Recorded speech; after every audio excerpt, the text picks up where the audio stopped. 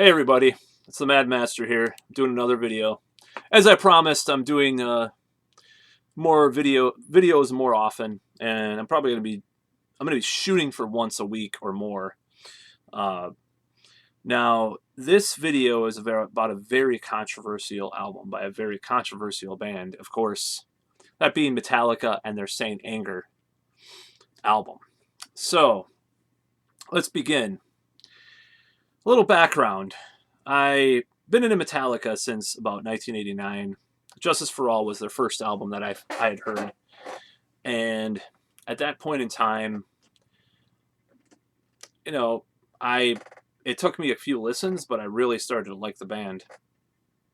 And I delved into their earlier stuff too, and pretty much by the time the Black Album came out in 1991, I kind of had moved on in some ways, but I really enjoyed the show I saw, which was the Black Album tour.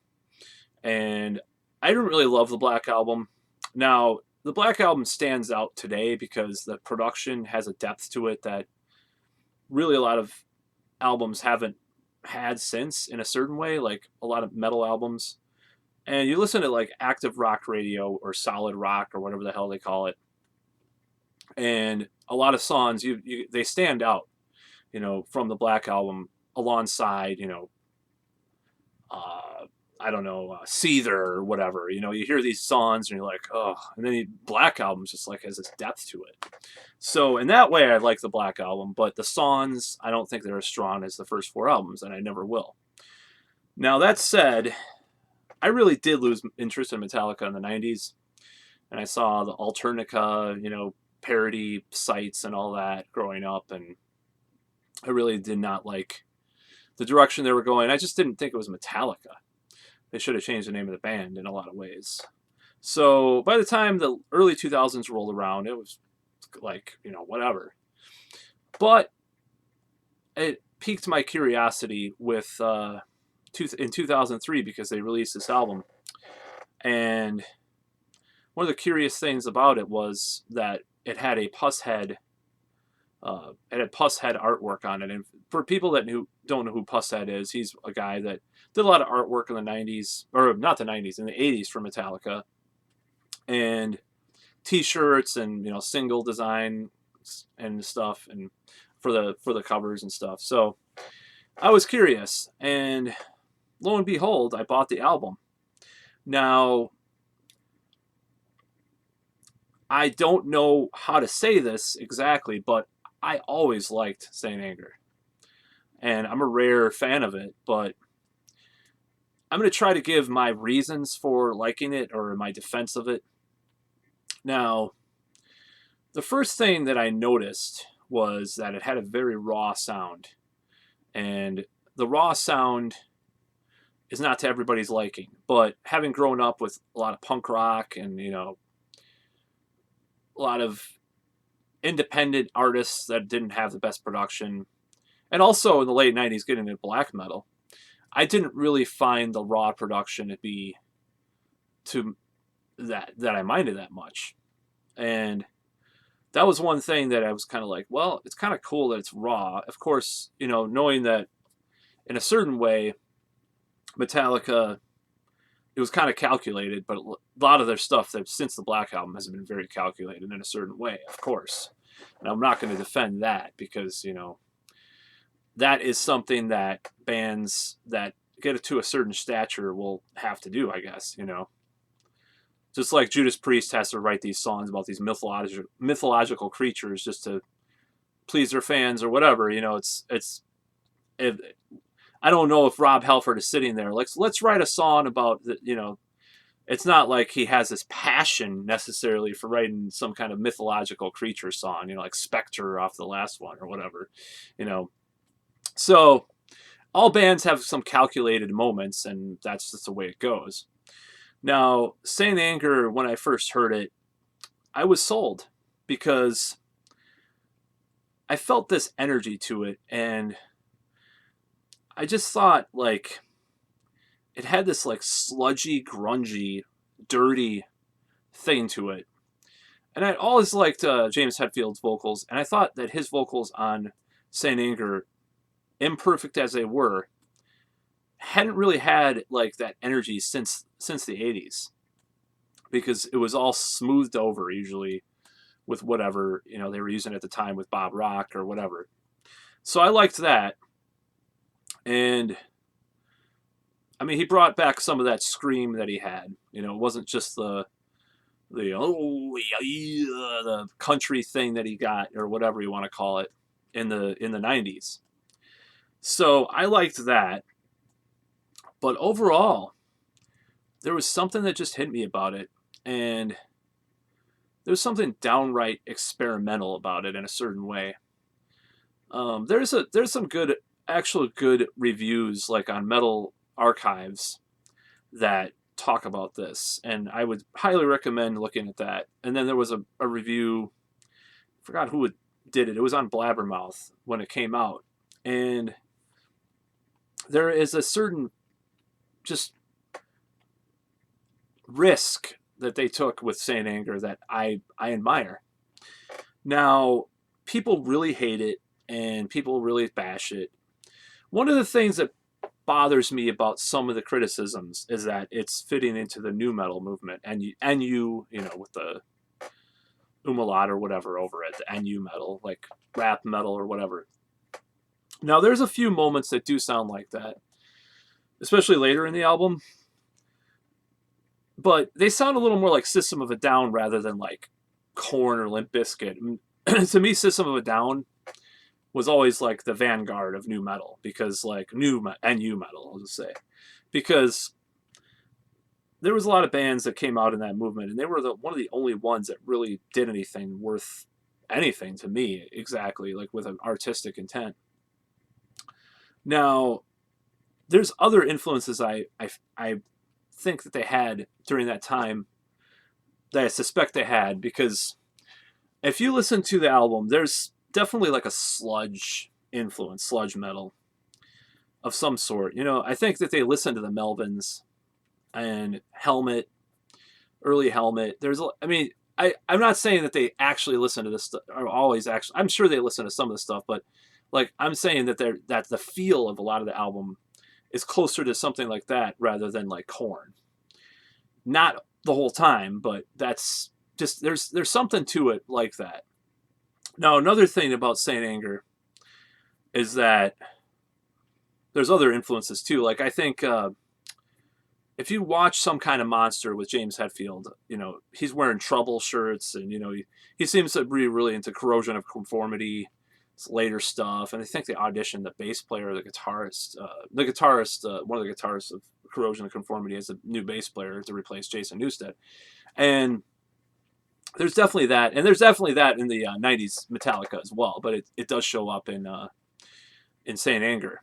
So to say that it's just some kind of nu metal album, that's really ridiculous. Like there was this Lita Ford album that came out a couple years ago called Wicked Wonderland that had like these Rob Zombie or whatever, Korn or Marilyn Manson kind of parts. Now that's a little more that seems like more of like a nu metal nod album, than Saint Anger. Saint Anger is just so out there that it doesn't really have a specific like nu metal band that they're trying to copy. That's what I always thought.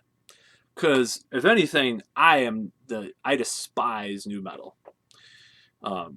and I'll just say nu metal, not new bands that are what was called nu metal. It's the specific movement of rap metal and alternative metal that came out in the late '90s in America that was mainstream.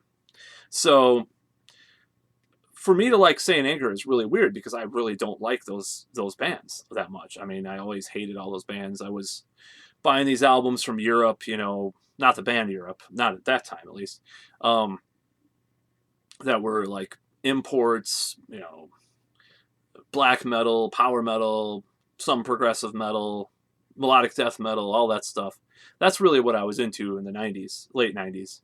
So the nu metal thing I really did not like.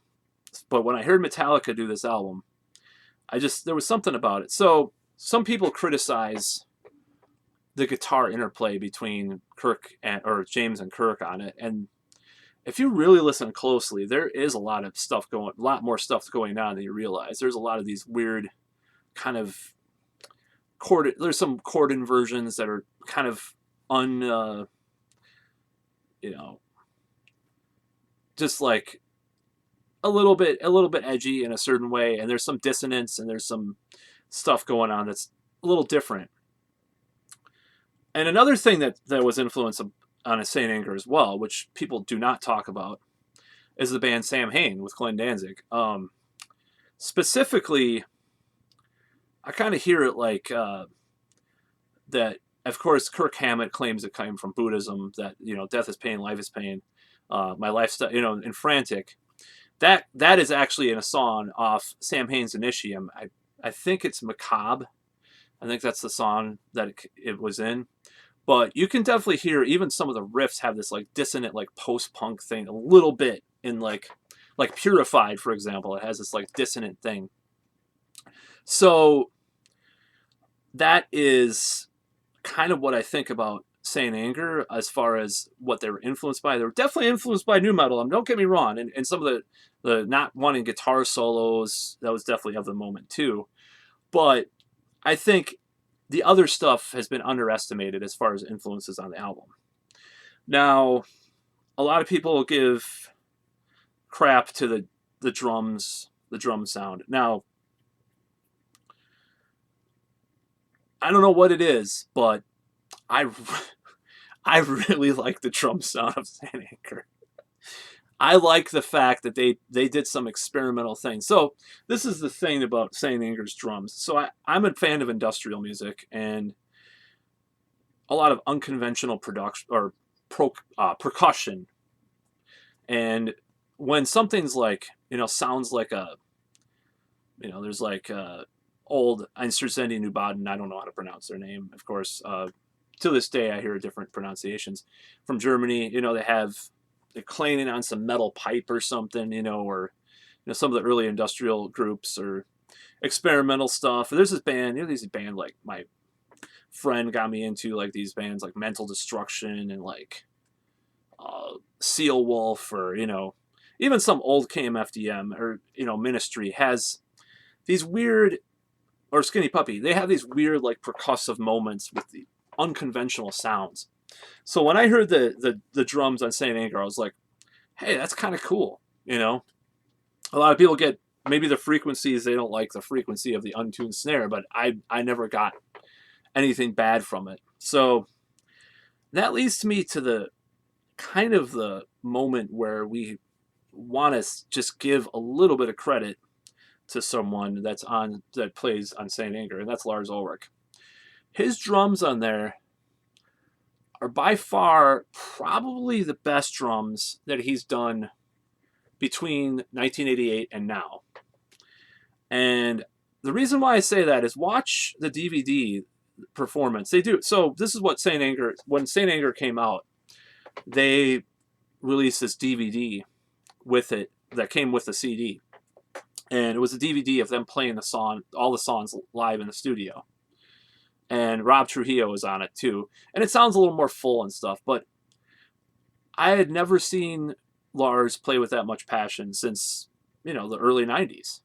It was intense. And even some of the new songs now, like it doesn't have Saint Anger. He's just playing the hell out of the drums.